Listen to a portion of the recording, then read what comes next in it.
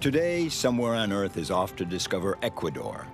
This little South American country is bordered by the Pacific Ocean with its long, sandy beaches. The Andes cut across north to south. This is the realm of majestic volcanoes. To the east lies the vast Amazon basin and its ageless forest. Xavier left Perpignan in France 20 years ago. This ornithologist moved to Ecuador for its incredible biodiversity. Always on the lookout for new discoveries, his curiosity has drawn him to the roof of Ecuador. Jorge is a ULM pilot. Whenever the weather permits, this adventurer takes to the air to slalom through the clouds and mountain peaks. Today, he'll be helping his friend Armando study a rather surprising animal, the mountain tapir. On the Rio Napo, the rivermen live in harmony with nature. Teo is setting off for the heart of the Amazon. With one foot in his ancestral culture and another in today's modern world, Teo is well placed to understand this hostile environment. Look at all the wonders we have here, all this beauty. We should be careful with it and cherish it. Then the Mother Earth will thank us and take care of us.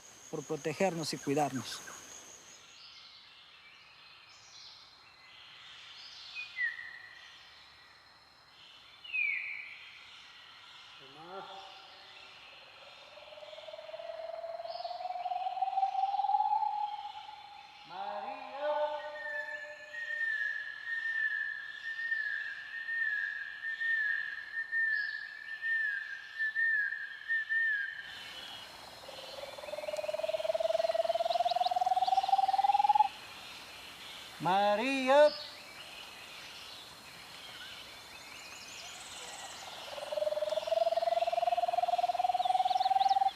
Venga, venga, venga, venga. Maria. Come, Maria. No responde la Maria. Maria's not answering. Maria, Maria.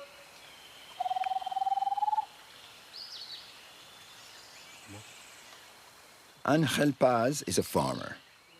When he bought this plot of land in the forest, he did what everyone else here does. He started to clear it for planting.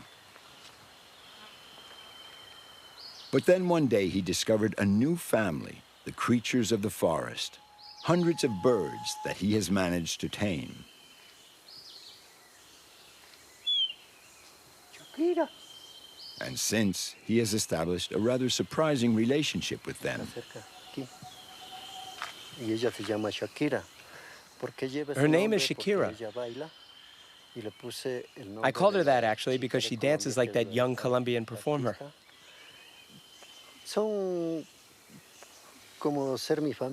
They're part of my family. Like Maria, the bird we were looking for this morning, a giant ampita. I named her Maria, which is my wife's name.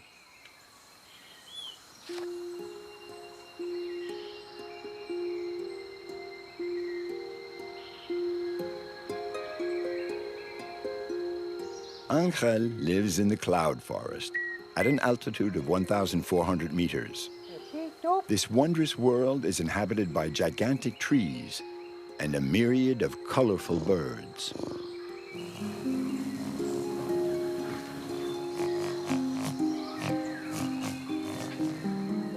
When his friend Xavier pays him a visit, Angel is only too happy to share what he's managed to preserve. His passion for the wildlife all around him has changed his life. Now he earns his living by taking bird lovers on tours to observe his family of feathered friends. Thanks to endless patience, the birds respond to his songs and come to eat out of his hand.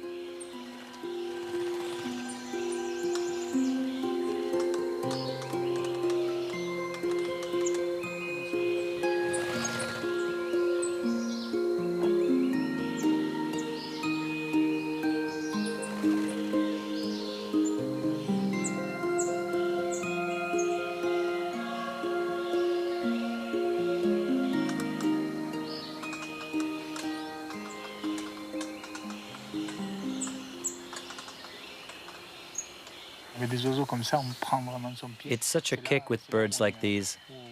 It's enough to give you the shivers. These are the kind of spots you can share with people who have the same passion. This makes it twice as much fun because you're not alone. You think, I'm not crazy. There are other people who are a little off the wall too. It's a good feeling. It's reassuring. Xavier, a Frenchman from Perpignan, has been living in Ecuador for 20 years. This is where he truly discovered the realm of birds and became an ornithologist. Ecuador is home to 13% of the world's bird species, 1,600 in all.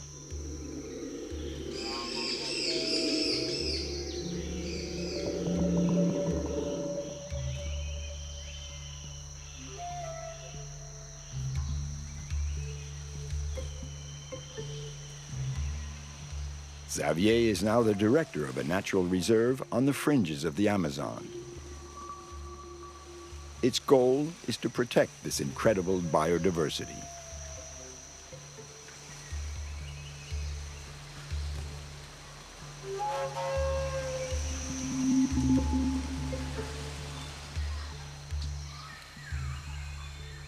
He spends most of his time in the forest, alert for the slightest flutter of a wing.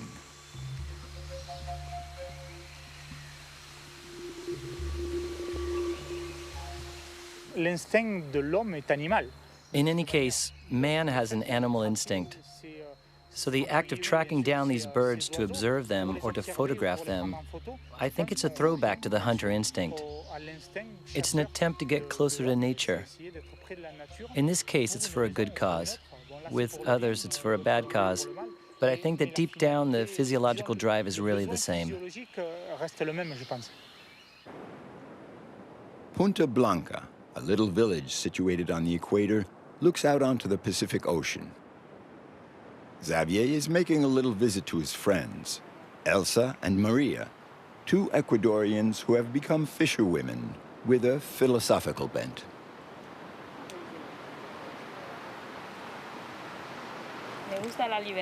I love freedom. Where are you going? What for? Where have you been?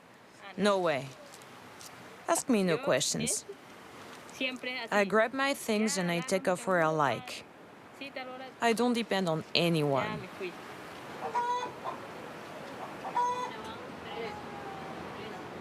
When Xavier gets together with his friends, they love to spend hours discussing the state of the world, to the lapping of the ocean waves on the shore.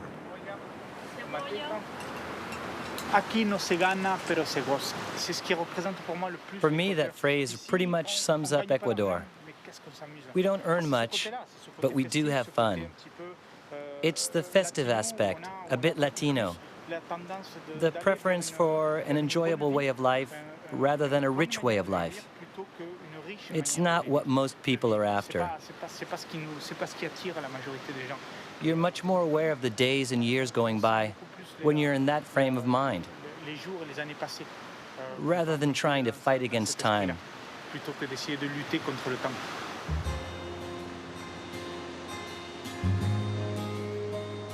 Here in Ecuador, Xavier has found what he was looking for. Big-hearted people, a rapidly developing country, and above all, lush, thriving wildlife. He's always on the lookout for that rare bird, and he's ready to go hundreds of kilometers to get a shot of a frog in the Amazonian forest or a migratory bird on its way through the Andes. Today, he's headed to Antisana, a volcano close to 6,000 meters high, to meet some glaciologists from Quito. This route we're following here snakes back and forth, north and south, across the equator. It's very symbolic of Ecuador itself. Really one of the best representations you could get. We're right in the middle of the world. It's funny because I went from Perpignan, which, according to Salvador Dali, is the center of the world, to this place, the middle of the world. There's always that same feeling that has a kind of hold on me.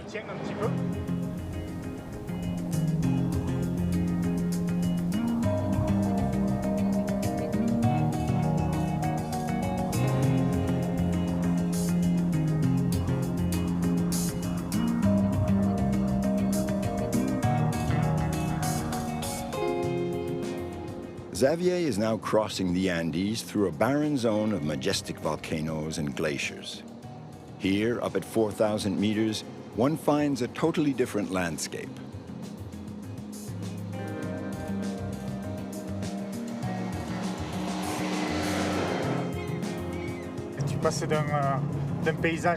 You pass from one landscape to another, one atmosphere to another, one extreme temperature to another, in the blink of an eye.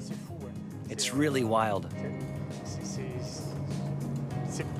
It's fascinating, and you don't get tired of it. You can do it again and again, and each time you'll see the landscape in a different light, with a different atmosphere, with new animals, new colors. It's so rich. Xavier is nearing Antisana. For several years now, he has been working with a group of glaciologists who are measuring the effects of the climate change. Basically, it's thanks to my nosy character that I got to know these glaciologists working on the Antisana volcano. Going out in the field with them to help in their observations of these glaciers has given me a better understanding of how this ecosystem works. And it's allowed me to assimilate a lot of complementary information. And that information will help me in my own conservation work.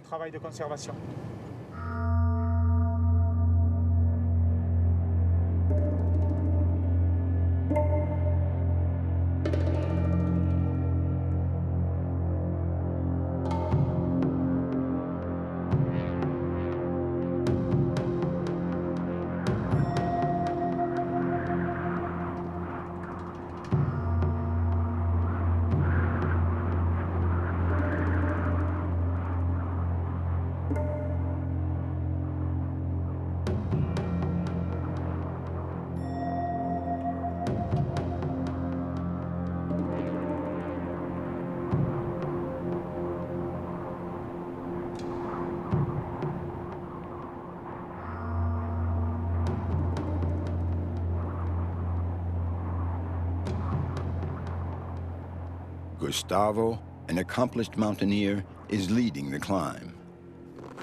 Juan and Xavier have to follow the pace set by the high mountain guide.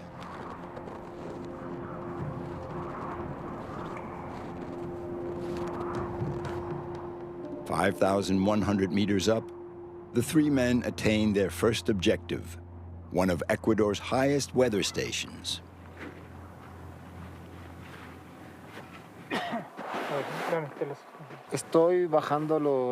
I collect the temperature and humidity readings recorded by the stations. We have to come and do this job every month. We'll analyze the data later in the lab. What happened? Did it snow? What kind of temperatures have we had? The hardest part is just coming up here.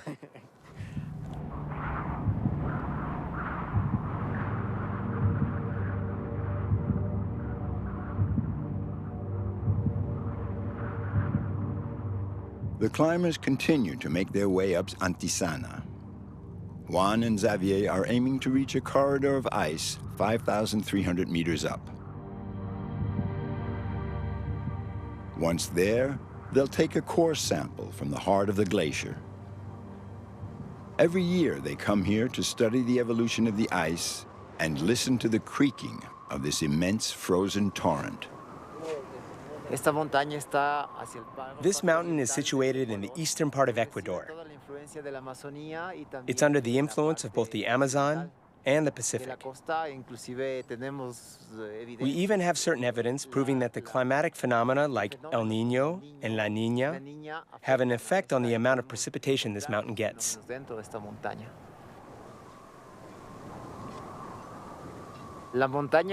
We work on site in the mountains as much as in the laboratory.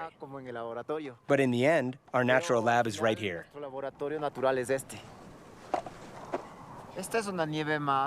This part here is more recent snow. It's fresher. Here, it's older, more compact. This represents about 1 year of precipitation.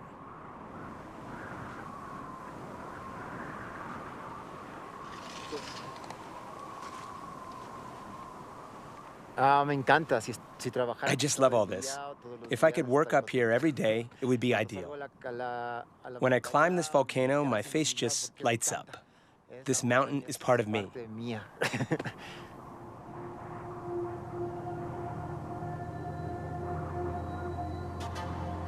Antisana is one of my favorite spots. Firstly, because it's so beautiful. It's really quite extraordinary.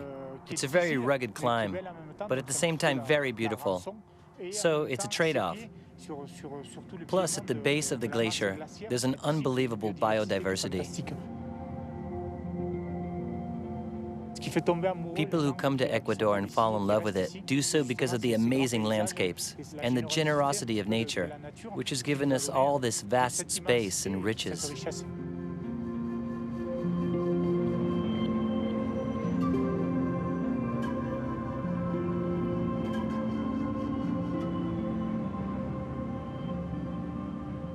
Xavier has found here the vistas that fulfill his dreams of freedom. He has found his place at 0 degrees latitude on the equator.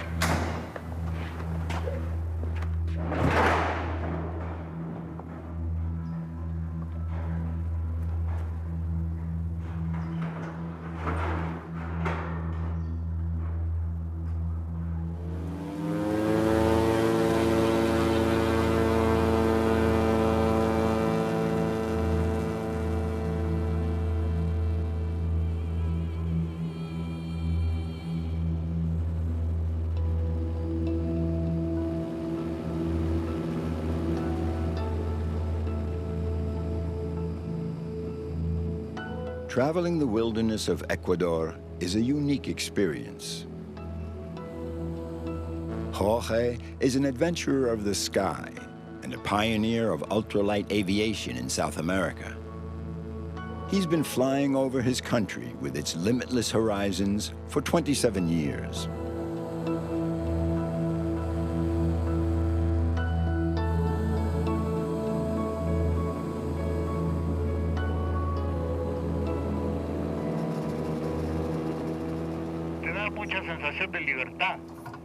It gives you such an intense feeling of freedom.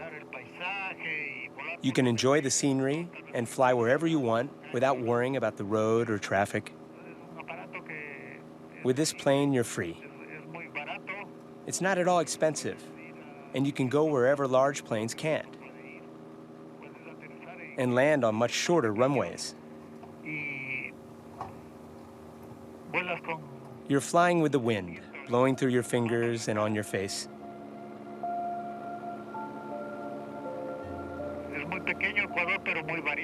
Ecuador is a small country with a lot of diversity. You're in these 6,000-meter mountains, and an hour later you can be down on the Pacific coast, on the beach, or in the tropical forest. It's very rich.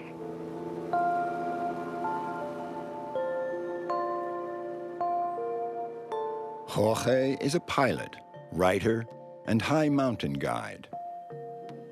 A photographer as well. His books on Ecuador from the sky have made him famous throughout the country.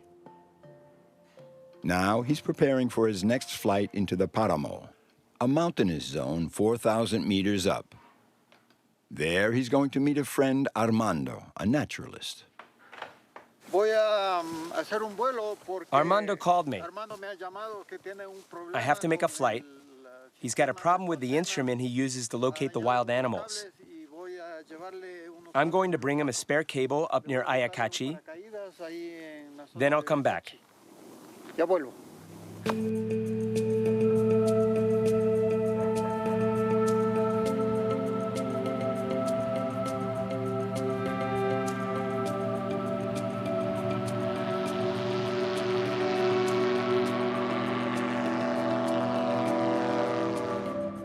Jorge, the self-taught aviator, built his first ULM in his own hangar. He learned how to fly without an instructor.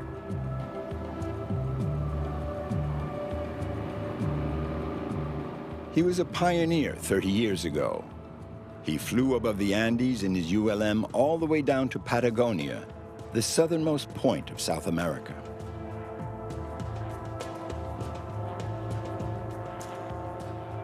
Jorge is flying over the Paramo. It would be impossible for him to land in these swampy mountains. He spots Armando from the plane and decides to fly in closer. He has to drop a little parachute with the equipment that will allow Armando to carry on his mission.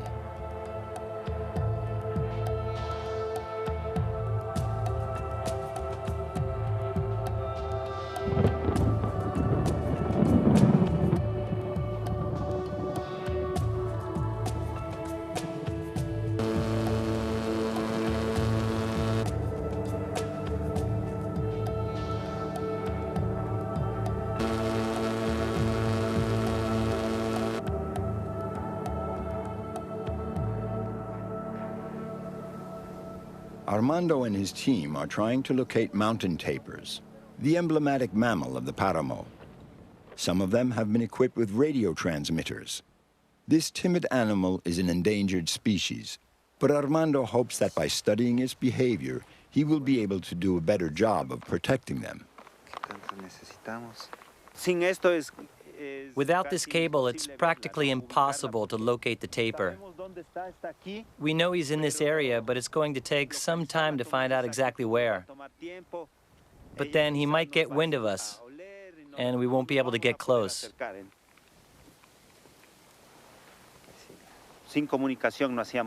Without the radio localization, we can't do anything. So many thanks to Jorge, who managed to fly up here despite the bad weather conditions. But he's really an ace. The cable is really very important.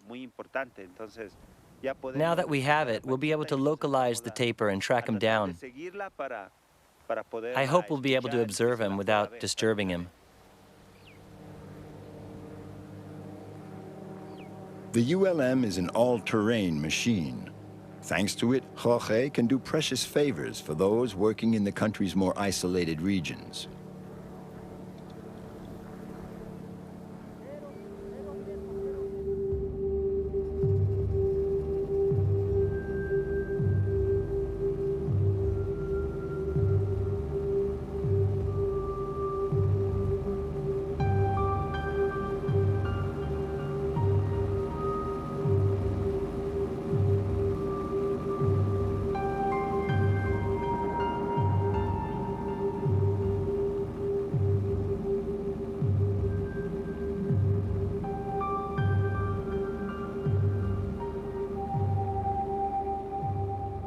Jorge and his ULM have helped a good number of scientists in their research. He takes up archaeologists on observation flights over the Inca sites, volcanologists to get in close to the still active volcanoes, and biologists to spot birds nesting in the canopy of the Amazonian forest.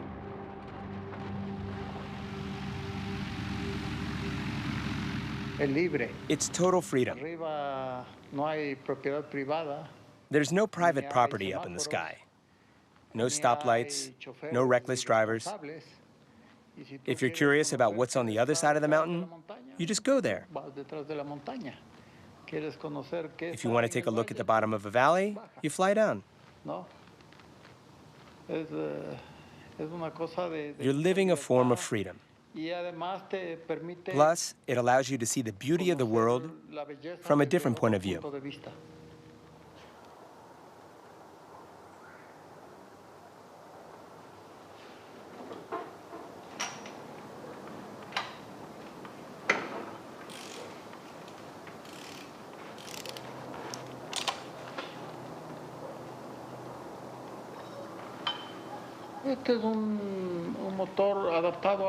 This motor is adapted for flying.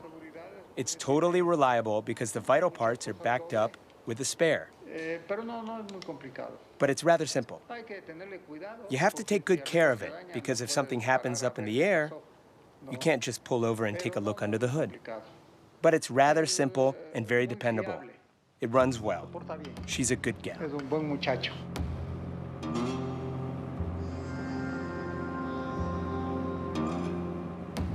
Flying up at 5,000 meters in such a light craft is not something just any pilot can do.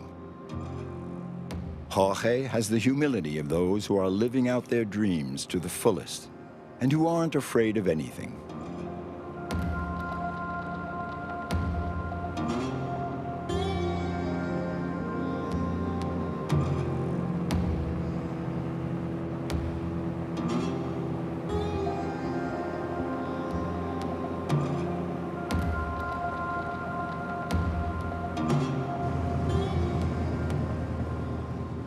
Now Armando's detector is working.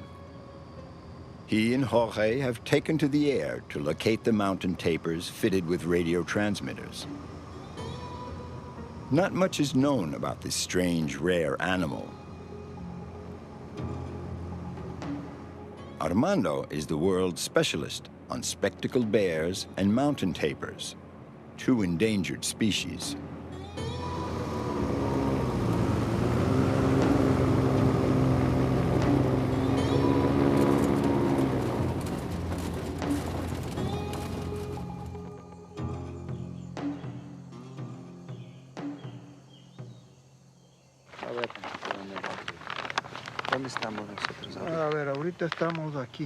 The area Jorge and Armando just flew over is a reserve, but elsewhere, the mountain tapir is hunted. These two men are studying all the wild animals living in these protected but inaccessible regions.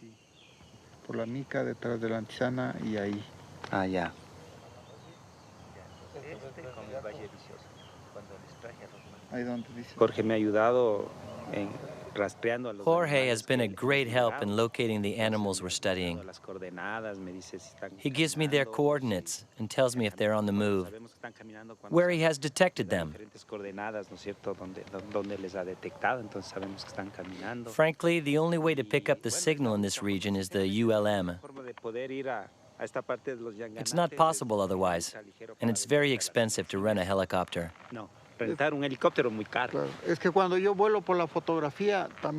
I take pictures while I'm flying.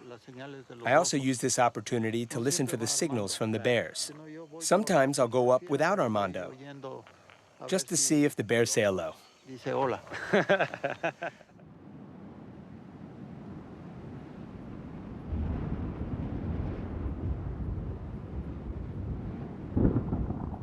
In just a few minutes, clouds moving in from the Amazon have heaped up on the Paramo Mountains, and a storm obscures the horizon. The flight with Jorge has allowed Armando to home in on the mountainside where a tapir is living. He's now continuing his pursuit on foot. The terrain is tough going, with high grass and pockets of icy water.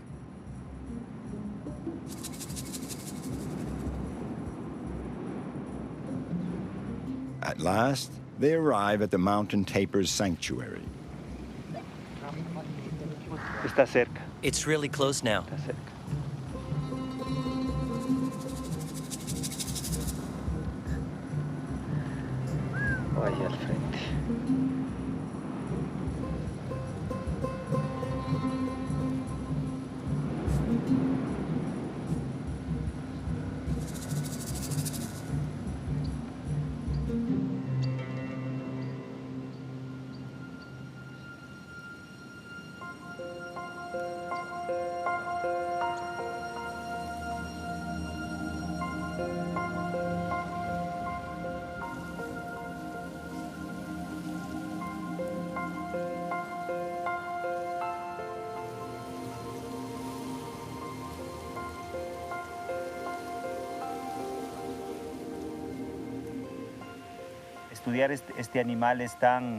It's very important to study this animal because we know so little about it.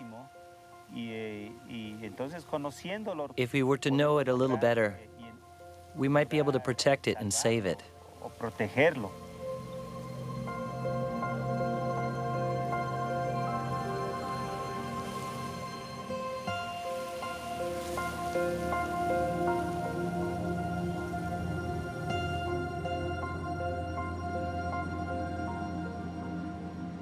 The Paramo lies on the fringe of two worlds, between sky and earth.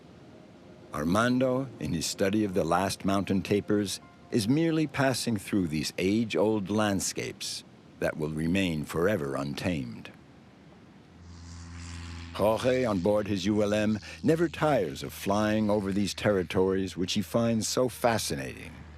And even though he knows that he's merely skimming the surface of these vast virgin expanses, he is fulfilling his dreams of adventure.